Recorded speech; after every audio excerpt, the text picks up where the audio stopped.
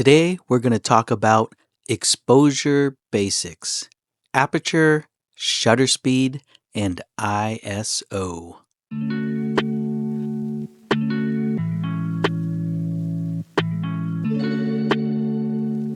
Exposure is simply the brightness of your image. Too much light, the image is washed out. Too little light, the image is dark. Everything in photography rests on controlling light. There are only 3 controls you need to understand: aperture, shutter speed, and ISO.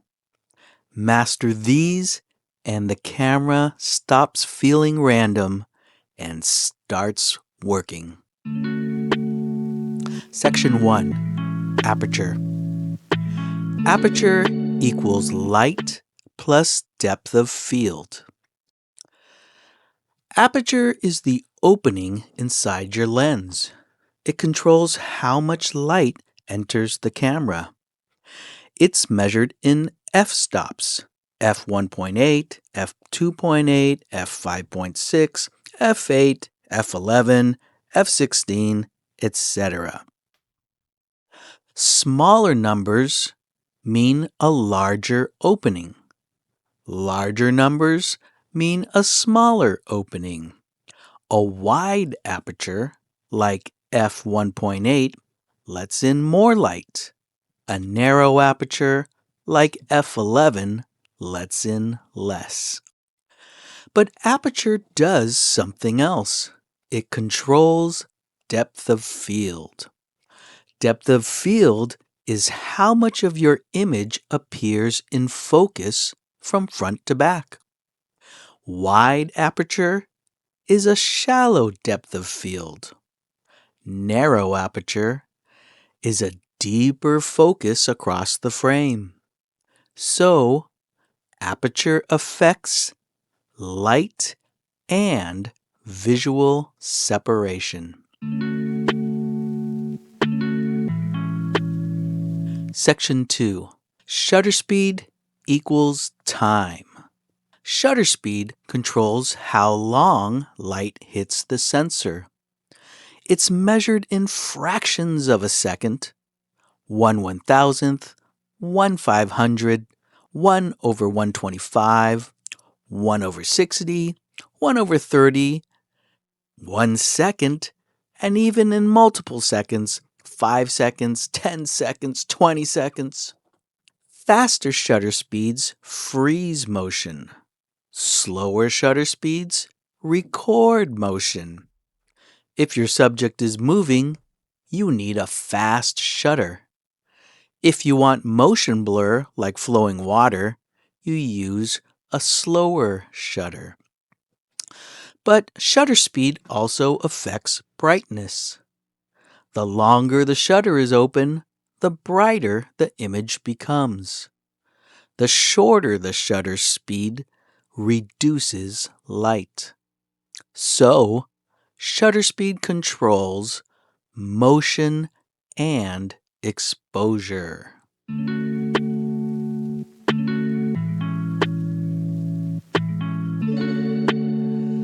Section 3. ISO. ISO equals sensitivity. ISO controls how sensitive your sensor is to light. Low ISO, like 100, requires more light. High ISO, like 1600 or 3200, works in darker conditions. Raising ISO brightens your image, but there's the trade-off. Higher ISO introduces noise, grain, texture. Lower ISO produces cleaner images. So, ISO affects brightness and image quality. ISO is not about perfection. It's about adaptability.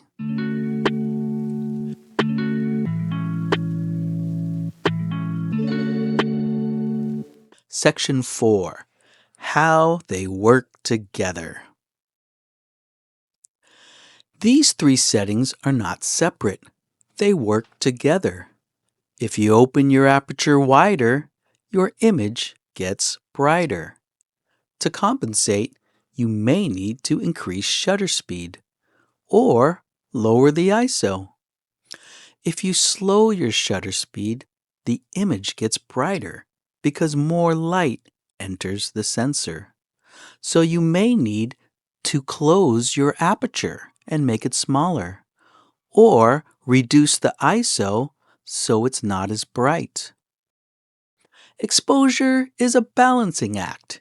You're constantly trading one value for another. Light for motion, light for depth, brightness for noise. There's no perfect setting. There's only the setting that fits the scene.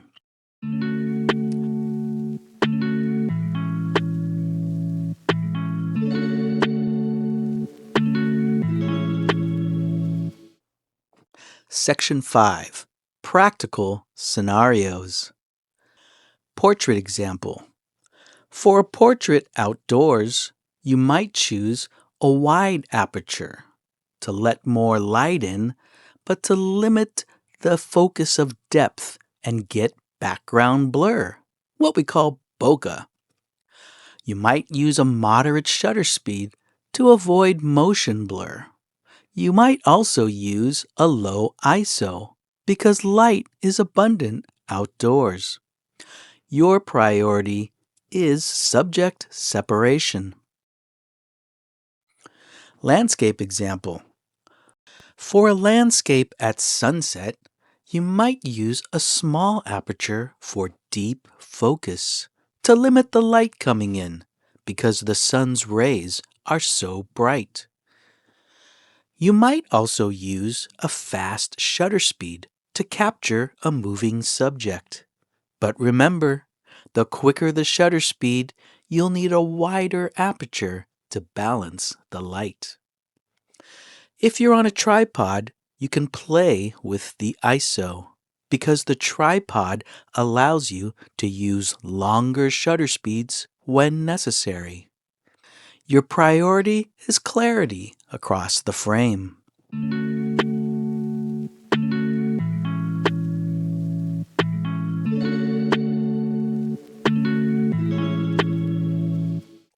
Low light example.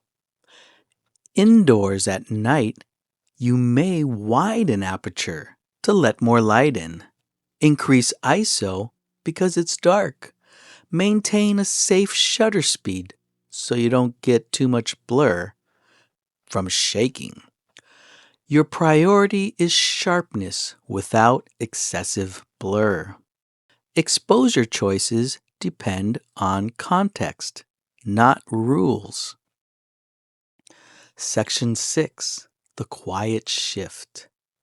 Exposure is decision making. Many beginners look for the correct exposure settings. There aren't any. There are only priorities. What matters more in this moment? Depth of field, frozen motion, image cleanliness. Each choice sacrifices something else. Photography is not about controlling light perfectly. It's about deciding what you're willing to trade. Aperture shapes space. Shutter speed shapes time. ISO shapes texture. You balance them, not mechanically, deliberately. When you understand exposure, the camera stops being mysterious. It becomes responsive. Next time you lift the camera, don't ask, what are the right settings? Ask, what matters most in this scene?